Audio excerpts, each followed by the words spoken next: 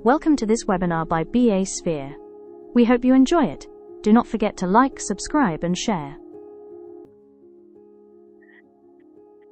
Thank you very much, Rachel. So a quick bio on our speaker today. Rachel Adeleke is a senior business analyst in the NHS, working within digital and business change, supporting large-scale transformation programs across clinical and operational services. Her work focuses on translating business needs into practical solutions, improving service delivery, and tracking benefits across complex programs. Thank you very much, Rachel, for joining us today. Over to you. Yeah, thank you. I'll be speaking about Benefits Realisation Management, commonly known as BROM. I believe we are business analysts here. Am I right to think that way? Yes. Yeah, everyone here is a business analyst, right? Do we have project managers here? I can't hear you. Yes, Okay. I believe we have some project managers as well. Oh, okay. I can't see the chat, so in case anybody is dropping answers in the chat, I can't see it.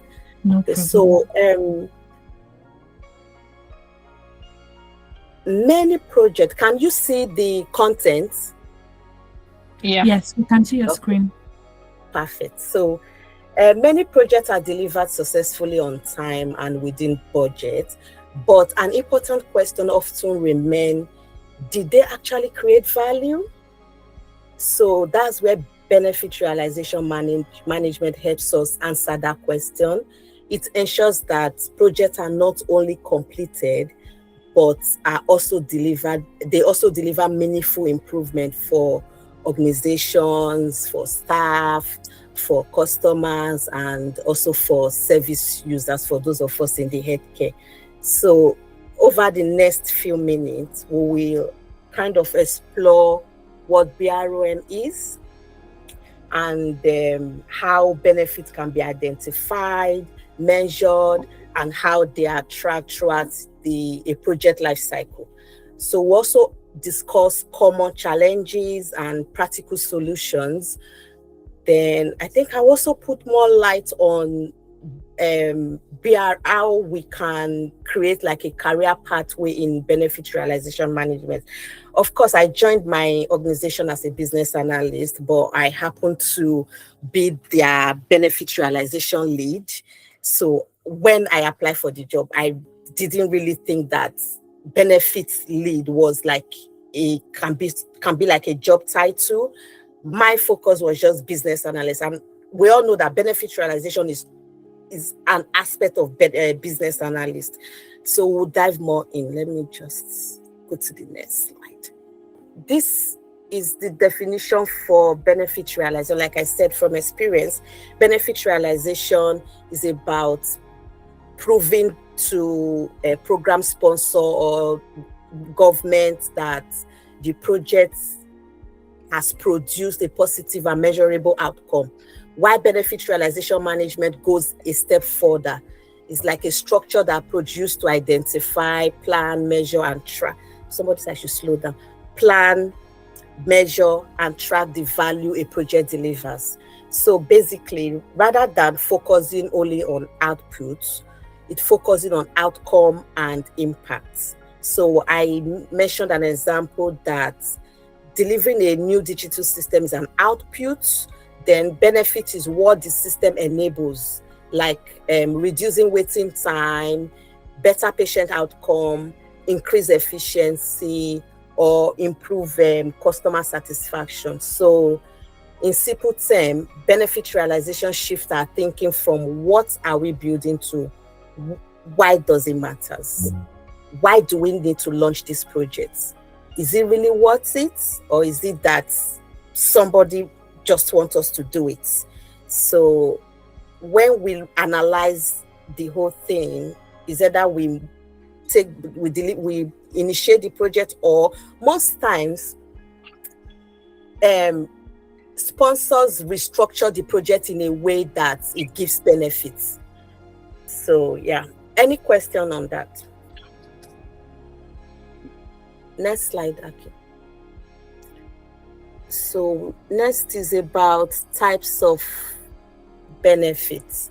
We have tangible and we have intangible benefits. Tangible benefits are benefits that can be measured. Like financial value is an example of a tangible benefit. Cost saving is an example of financial benefit. Then like reduce infrastructure costs. If there's an infrastructure in your company that you guys spend money on, but as a result of this new project, you don't need to spend money on those infrastructure, that's going to be a benefit at the end of the project. The intangible benefits are difficult to quantify financially, so but can still create significant value. Example is improve user satisfaction, for example, is an intangible benefit. Better staff morale, because better staff morale is not a financial, obviously you can't get money from that, but is a benefit, because when staff morale is high, that means they can deliver better. Enhance reputation. Organizational reputation is very, very important. So if let me cite an example of a project that will improve organizational reputation is, let's say, for example, a warehouse management system project. Yeah, improve user experience. Yeah, correct, Justice. Then reputation. Let's say, for example, a manufacturing company whose delivery timeline is very slow. Customers are getting mad, they are getting frustrated. People don't want to buy from them because their delivery timeline is too slow. And even when the product arrives, it's really bad. So the CEO can say, you know what, we've had a lot of complaints. Let's launch a project to optimize our processes to make it more efficient, or let's recruit more staff so that we'll be able to deliver what our customer wants. When they do that, their reputation is going to improve. People are going to trust them more when they finally deliver that project. So that's an example of intangible benefits. The benefits generally fall into fourth category: financial benefits such as cost reduction, as mentioned earlier, efficiency savings.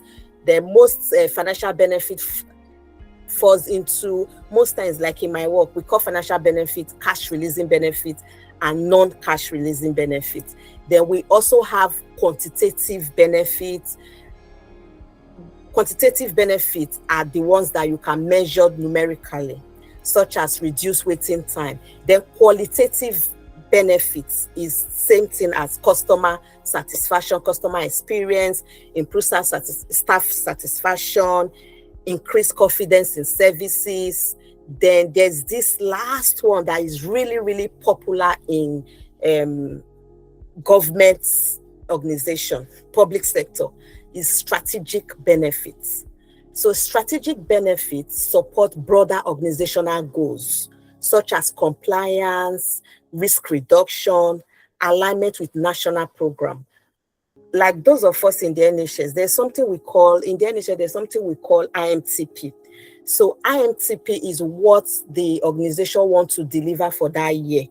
So if you are launching a project in public sector, for example, your project must align with national program and must align with the strategic, the organizational goals. Organizational goals are inside the IMTP document. So if your project cannot be linked back to IMTP, your project is not going to be approved. Then, yeah, so I think, yeah, that's all for types of benefits. Can you please move to the next slide, please? Okay, so why organization track benefits? You see the big man sitting on top of money in that picture. Is your program sponsor or the government or whoever, the CEO who is ready to release fund. But why should they give us money to launch this program or projects? Why should they give us money? So why should organization track benefits? the reason why organizations track benefits, they track benefits for several important reasons. They need to justify funding and resource investments, because this big man sitting on top of that money want to know how we plan to track the benefit when they give us the money to launch this program. And they also want to make sure that they will get return on their investments. Basically, everything about benefits is about return on investments in a nutshell. So they need to justify funding and resource investment. They need to demonstrate return on investment. They need to align project with strategic priorities and ensure that project delivers genuine values. That's why organization track benefits. So without benefit tracking, organization can fall into what is often called delivery theater, which means they will successfully deliver the project output, but they might not achieve meaningful outcome. Like I mentioned earlier, it's really easy for people to launch projects and say, you know what, we are doing this, we are doing that, but will it achieve meaningful outcome? That's the question we need to answer here before we even start in the first place. So I gave an example of a new project that will be launched and how the benefit will be tracked. So the example here shows a project has been introduced as a digital discharge solution. So the real benefit is not the software itself, but a faster discharge process. By establishing a baseline of 5 days, if you look at this example, the baseline there says 5 days average delay. Then the target is to reduce it to 3 days. So that is the benefit. So when we say we are tracking benefit, that's really what we are tracking here. So most times, like in my current role, when I started, there was no baseline. So I had to start working to get baseline. But for some projects, you might be lucky to get a baseline. Sponsor might really be clear about their baseline and say, you know what, we want you to reduce 10 days to 5 days, or we want you to improve this. So that's a really good one, but you don't always get that every time. When you get, if you're a benefit lead or looking for a benefit realization job, you might not get a well-defined benefit like the one you have on the screen. So they might just say, you know what, track this benefit. We want with a target of 2 days. So you have to be the one to look for a baseline. We're our business analysts, that we know as this and to be. So that's really what it's about. So then the method we use to track them, like from my previous experience, we normally use as a spreadsheet to track, but the world has changed. So now everyone is now using Power BI dashboards to track benefits. So then every benefit must have a benefit owner. Every benefit must have a benefit owner. When we talk about financial benefits, the owners are mostly the finance team. We have operational benefit, like the example on the screen is operational benefit. So the owner is the operation manager. So you as the lead, we continue to engage them to ensure that they are doing what they are supposed to do. So how to identify measurable benefits? I've mentioned this before. It's just like wearing these glasses on the screen. You see the big glass on the screen, wearing it to see where benefit can be grabbed. So every project or program solves a problem. Every project or program solves a problem. Successful benefit identification starts with understanding the problem being solved and the desired outcome. To be honest, most benefits are listed in the business case. If you are ever looking for benefits, go and read the business case.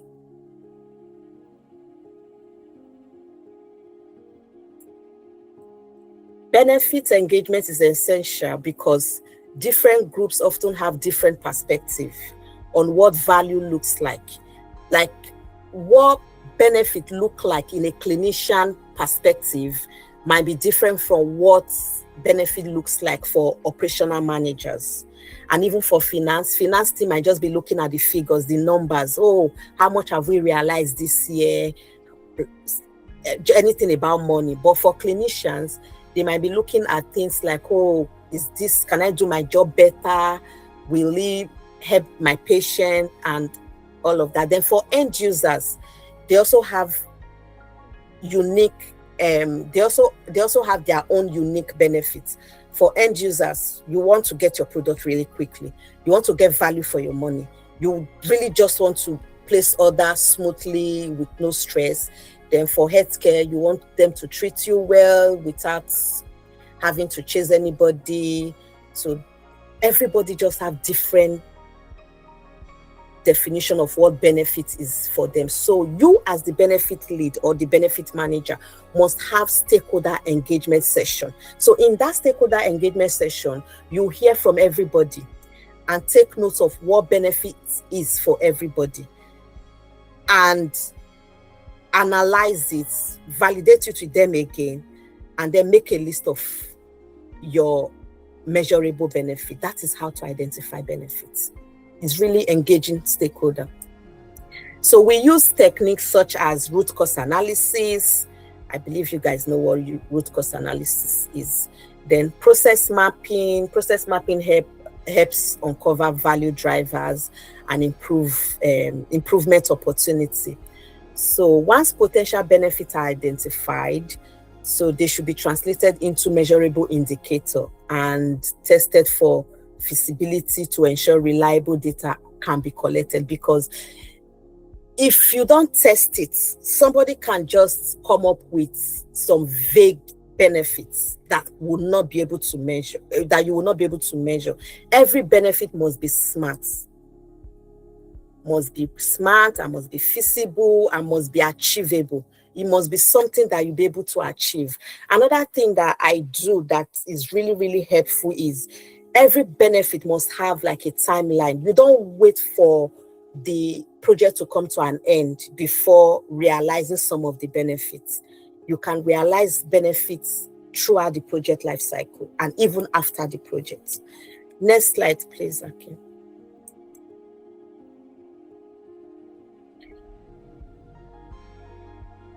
So, so like I mentioned earlier, use a SMART framework when defining your measurable benefits. Define baseline performance as mentioned earlier. So on this slide, you can see next, click next button. Okay. Yeah, so I have two examples of a well-defined benefit statement. Here we have two examples of well-written benefit statements. If you look at the examples, you see that the examples has baseline, a target, a time frame, and a clear outcome. Very clear outcome. So this makes it possible to measure whether a success has actually been achieved. Because from the example, if we look at example 1, it says the benefit is to reduce discharge, medically fit for discharge from 5.2 days to 3 days within 6 months. So, and the outcome is to improve patient flow, increase bed availability, and enhance overall operational efficiency across inpatient ward. Very clear, very clear. We know what we are looking for. There is a timeline. So if in 6 months, the medically fit for discharge patients are still not within, and still not 3 days, that means this benefit has not been realized. But the question is, as a benefit lead, do you wait till 6 months for you to say, oh, this benefit has been realized or this benefit has not been realized? No, we don't wait till 6 months. You track. That's the purpose of tracking. That's why now, like I mentioned earlier, a lot of people use Excel spreadsheet to track benefits. Justice, ask your question. Yeah, I'm so sorry to jump in.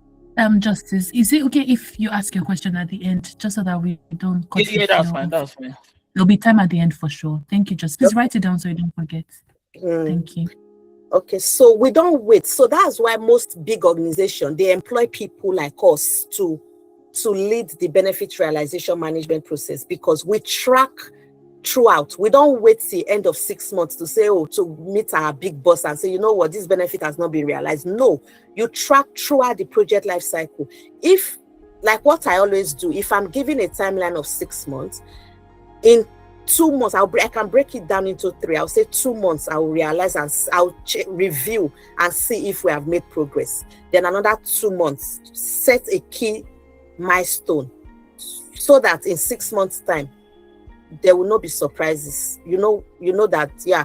And again, it's really important for me to mention here that in the process of tracking benefits, if you notice that there's a high risk that this benefit mentioned in the business case will not be realized, you have to quickly log a risk and engage your key stakeholders. You have to engage your key stakeholders to let them know that, you know what, we are in mode 2, and now it does not look like we are going to realize this benefit. So what they will do is, for every benefit has enablers. What they will do is they will shift things around to make sure that if it means moving staff from a different department to one department, just to enhance and make sure that the benefit will be realized. Then if we look at example 2, says migrating the clinical system to the cloud will reduce data entry errors from 12% to 4%. So now it said within 3 months of go live. So what that means is that the current state of the data entry errors is 12%. So 3 months, within 3 months of go live, they want it to be reduced to 4%. So you need to have access to where these data are being logged, so that you can monitor and ensure that there's a reduction. So that's the job of honestly, I'm just describing my day-to-day job to you guys. Next slide. Tracking benefit tracks project lives. Like I mentioned earlier, benefit tracking is not a one-time activity. It should occur throughout the entire project life cycle. So these are the project life cycle for benefit realization. In Prince 2, in project management, we have initiation, planning, blah, blah, blah, those project management phases. So in benefit realization, we also have our own phases, and this is what we use. Capture benefit in the business case. That's the first step of benefit realization management. Every benefit must be outlined in the business case. Very important. Then next step is to create a detailed benefit realization plan. Benefit realization plan, we have like a roadmap of how this benefit will be realized. Like I mentioned earlier, you set a key milestone and say in 2 months, let's say, for example, they say, okay, you know what, in 3 years' time, we want you to realize 3 million. So, now 3 million in 3 years, now you can just think and say, you know what, I'm going to break it into 1 million per year. So everything should be in your benefit realization plan. And say year 1, 1 million, year 2, 1 million, year 3, 1 million, total of 3 million at the end of the 3rd year. Everything is in benefit realization plan. Then delivery, you monitor progress via KPIs, sprint reviews, engagement. In this phase, we do a lot of stakeholder engagement. Just to make sure that everything is going well. Then this last, the transition phase, confirm readiness for benefits measurements. Honestly, this one is even from the delivery, from the conversation you have with your key stakeholders, you're already measuring in your head, like you already know that, you know what, this is giving me 10%. So yeah, so then post-implementation, track actual versus expected. There are a lot of benefits that are realized after project has gone live. Some of them might roll in 3 years after the project has ended. So that's the post-implementation one. Then closure, evaluate outcome. I see somebody saying something. Okay, so following implementation, actual results should be compared against plan target, and at project closure, lessons learned should be captured to support continuous improvement. That is also very important because along the line, there are a lot of lessons that will be gathered. Next step, next slide, please. Tools and techniques for tracking. Benefit register is very, very important. All benefits outlined in the business case must be clearly documented in a benefit register, and every benefit register should have a clear ownership. Somebody needs every benefit. Let's say you are giving 9 benefits, you must have like 9 owners. Somebody needs to own each benefit, and benefit owner must not be the benefit lead. Don't forget that I'm speaking from a benefit lead, benefit manager perspective. So every benefit must have a benefit owner. Let's say financial benefit. The finance team own financial benefit. Let's say working time or waiting time, reducing waiting time. Operational managers will own operations benefits. Just like that. So every benefit must have a benefit owner. Like I mentioned earlier, most companies these days, they use Power BI to track benefits. And benefits maps also help a lot. It helps to visualize link between activities, output, outcome, and strategic objectives. Next slide, please. Common challenges.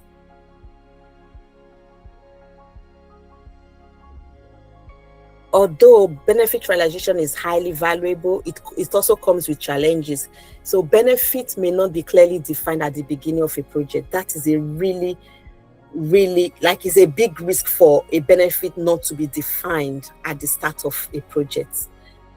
To be honest, I don't think, speaking from a public sector perspective, I don't think government will release money if benefit is not clearly defined in the business case.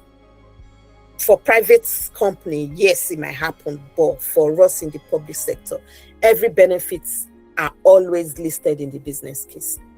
So benefit may not be clearly defined at the beginning of the project. That's one challenge. Ownership can become unclear. So leaving no one accountable for tracking outcome. That is a big one. That was one of my own big challenges when I started my role. All the benefits I met didn't have ownership. So I had to practically look for owners for them. So then another challenge is reliable data. So there might not be data for you to track your benefits, or benefit may take longer than anticipated to materialize. That one too is also another challenge. But best way to solve them is really not to wait until they become a problem. You must always keep your stakeholder informed, always. As a BA, I believe we already know this one. I really don't need to shout this too much. Stakeholder engagement is really important. So then additionally, stakeholder often focus heavily on delivering output rather than measuring outcome. These challenges are really rare for public sector. This can happen in private, but not in public sector, because I think they love money too much in public sector and the issue of funding. So most of this, apart from ownership, most of these challenges, we really don't have it. If our stakeholders are really interested in the outcome for us in the public sector. So practical ways to overcome challenges. Next slide, please. To address these issues, organizations should involve stakeholder early. As I mentioned earlier, you must involve your stakeholder from the beginning. The measurement approaches should be simple and practical rather than overly complex. That's why most people just use Excel spreadsheet to track benefits instead of trying to do difficult system, instead of using difficult system. Then benefit tracking should be embedded into governance arrangements and reviewed regularly alongside project performance. Very important. Then communication is equally important. as mentioned earlier, if you notice anything is going wrong with any of the benefits, flag it, raise it in your governance meeting, and ensure that everyone is well informed that there's a risk that a certain benefit will not be realized. And if you shout it earlier, they are going to step up their game. They are going to move things around to resolve them. Next slide, please.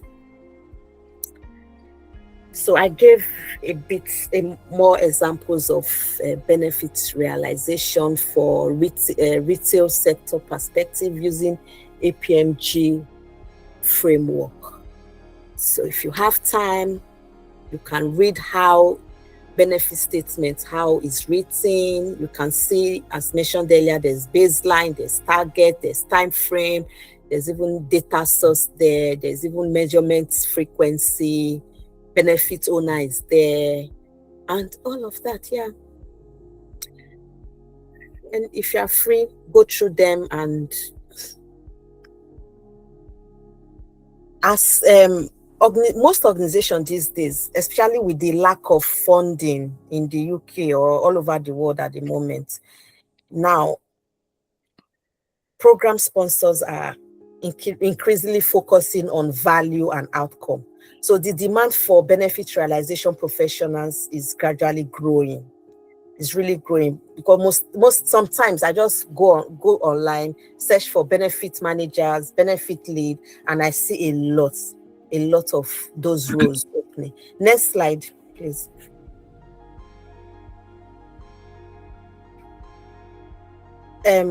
Godfrey, let me answer your question. Godfrey, unmute yourself. Yeah, thank you very much for the opportunity. So far it's been insightful. So my question, even though part of it has been answered, is first, benefit realization, is it within the scope of the business analyst or the project manager? And then again, how do you track benefits, especially when it has to do with technical solutions, when it hasn't gone live? Like, say, for example, you are creating a fixture now, and the benefit from the case, from the earlier case, whatever study, it has been shown what it's going to achieve. So how do you track, like you said something about having milestones, so you don't leave it at the end of at completion stage when you are going live? Can you give example of a benefit? Like I mentioned earlier, benefits are listed in the business case. If it's not listed in the business case, then that's already a problem. Every business case has a benefit, and every project has a business case. Okay. Like, for example, there's a feature, the site we created, it has an open AI feature where the clients can take a selfie, and there's some modeling with the whatever selfie you take. Until it goes live, there's no way we can track, or if this, the technical team, they've created it, they've built it, we see that it's working, but we don't know how many people need or requires that feature in the course of the program while we're still working, until we go live and probably see this feature that we created, see the number of people using it now. So can you give me one of the benefits that you want to track from this your project, so that I can tell you if this benefit can be tracked while you are still doing it, or if it will be tracked at the end? For example, now like a clothing, like a marketplace now, where the customer would come try a particular outfit, rather than waiting to buy the outfit, and at the end, after it has been delivered, you don't like it, there's a return. So we kept having returns of clothes bought because it doesn't fit. So we decided to create a feature where there's like a modeling aspect. You take a snapshot of yourself, a selfie, or you upload your picture and you try it on real time. Okay, so we can cut down on. Is is there like a financial benefit for this? From what you just said, now one of the key benefits you are tracking here is user satisfaction or customer satisfaction. Customer satisfaction. Okay, there's customer satisfaction, and until you launch it, you can't really track customer satisfaction until you have launched and customers have tested, they have used it, and that's the only time you'll be able to track it. Because right now, let's say for example, right now the process you use is a manual process. Like when people want to place order for the clothes, they'll have to come to the shop to place order. But when you finish your project, they don't have to come to the shop, they can go online to place order, which means it will reduce the time. It will improve customer satisfaction. It will also reduce the time they will have to spend to come to the shop. So, but until your project is launched, your end users can't benefit from it from end users' perspective. So thinking about it from the business perspective now, I'm trying to think of any benefit to the business, because customer satisfaction is to the customer. Yeah, it's intangible benefit. It has benefit to the business too, but thinking about it from business perspective, I don't think I can think of any benefit. It reduces one of it to reduce cost basically, because by the time a product is returned, the seal is broken. So and if you even have to repackage and all that, it costs money. So we want to avoid all those processes. There's time delay. All those after you have sent this in delivery, monies for delivery and their returnings and all that. Yeah. So are you using the agile framework in this your project? Yeah, we do. So now I'm just trying to think about it and benefit. Do you want to launch it in phases, or you want to launch everything at once, then start tracking benefits at the end of the program of the project? Or you want to launch a session, then customers will use that session, then you track the benefit, then launch another one, track benefits, launch another one till you get to the final output. I think Akishola wanted to say something. Oh, okay. I wanted to say probably part of their benefits is also going to include reduced customer returns, which will in turn save costs for the company. Yeah. You mentioned that, but until they finish building it. Yeah. Yeah. So, but my question is, if they use the agile framework, they can launch a session, then the customer will use it, get customer satisfaction, get feedback. That can be tagged as wave one benefit. Then launch another one, customer test it, get another benefit from there, and so on and so forth. Godfrey, have I answered your question? Yeah, thank you. To the large extent, thank you very much. Okay. Oduwole Babatunde. Yeah. Hi, can anyone hear me? I can't hear you. Am I audible, please? Yes, you are. Okay. Yeah, thank you very much. Yeah, Rachel, I'm not a panel. I just want to add to what you've said. My name is Babatunde. I'm a senior BA and a benefits lead. I guess you need to maybe just add, in the civil service. Let me say that as much as every project has benefits, there is also another aspect of this benefit. I guess someone is not getting that. As much, for example, the one that was just said about you using a clothing app and people returning. That has to be one of your project benefits. That there is a possibility of people returning your clothes. That as much as you are tracking, oh yes, people are buying, or maybe your clothes is looking good, you're making sales. There's a disbenefit of people also returning those clothes. So I just want to add that to this conversation if that also helps. So I'm enjoying the program. So it's an avenue for me to learn also. So I'm still learning. So as much as whatever I know, I'm still learning. I just said, let me help you more. And people need to know every project is not just about benefits. There's also the benefit aspect. of it. Yeah. That's just my contribution. Thank you. Yeah, thank you so much. Yeah, this benefit is also very important. Risk, we track risk under this benefits. Incident reports under this benefit. So if you are getting a lot of errors, you need to think about the cost, the amount it costs the company to resolve those errors. And at the end of the project, this benefit is deducted from the benefits. Whatever you have left is the benefits. I don't know if I'm going too far. All right. Next, anybody with any question? Okay, so I did a change management team structure just for you to see where you can fit in. That's head of business change manager, project. Somebody was asking if tracking benefit, if it's not the job of the project manager. To be honest, I have colleagues that are project manager and they are tracking benefits in their projects. So project manager can also track benefits. So training is a big aspect of change management.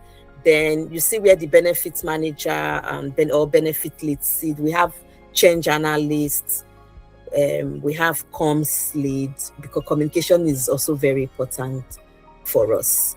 Then project support officer, and yeah. Next slide.